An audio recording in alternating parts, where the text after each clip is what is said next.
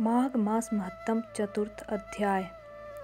श्री वशिष्ठ जी कहने लगे कि हे राजन, अब मैं माघ के उस महत्तम को कहता हूँ जो कार्तवीर्य के पूछने पर दत्तात्रेय ने कहा था।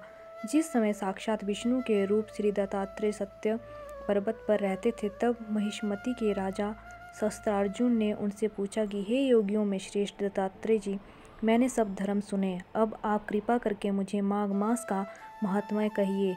तब दत्तात्रेय जी बोले, जो नारद जी से ब्रह्मा जी ने कहा था वही माघ महात्म्य मैं तुम्हें कहता हूँ।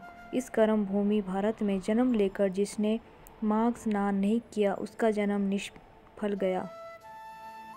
भगवान की प्रसन्नता, पापों के नाश और स्वर्ग की प्राप्ति के लिए माघ स्नान अवश्य करना चाहिए। यदि यह पुष्ट व शुद्ध शरीर माघ स्नान के बिना ही रह जाए तो उसकी रक्षा करने से क्या लाभ।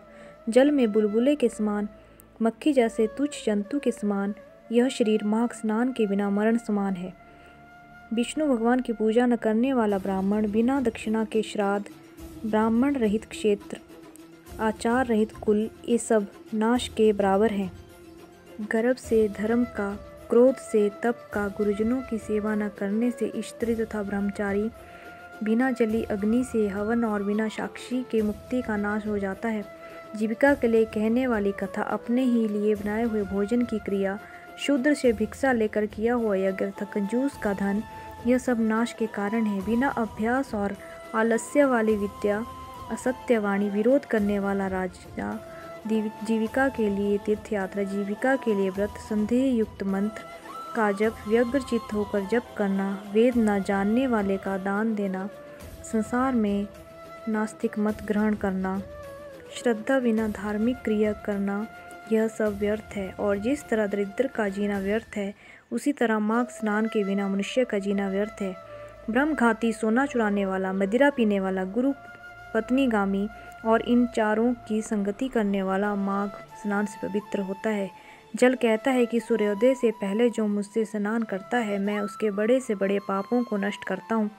महापातक भी स्नान करने से भस्म हो जाते हैं। माघ मास के स्नान का जब समय आ जाता है तो सब पाप अपने नाश के भय से कांप जाते हैं। जैसे मेघों से युक्त होकर चंद्रमा प्रकाश करता है, वैसे ही श्रेष्ठ मनुष्य माघ मास में स्नान करके प्रकाशमान होते हैं। काया वाचा मनसा से किए हुए छोटे या बड़े, नए या पुराने, सभी पाप स्नान से नष्ट हो जाते हैं। आलस्य में बिना जाने जो पाप किए हों वह विनाश को प्राप्त होते हैं। जिस तरह जन्म जन्मांतर के अभ्यास से आध्यात्मिक ज्ञान की प्राप्ति होती है, उसी तरह जन्म जन्मांतर अभ्यास से ही माघ स्नान में मनुष्य की रुचि होती है। यह अपवित्रों को पवित्र करने वाला बड़ा तप और संसार रूपी कीचड़ से धोने की पवित्र वस्तु है।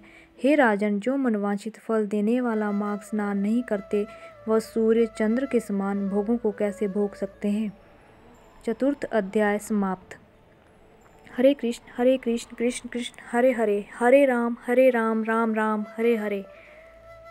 राधे राधे।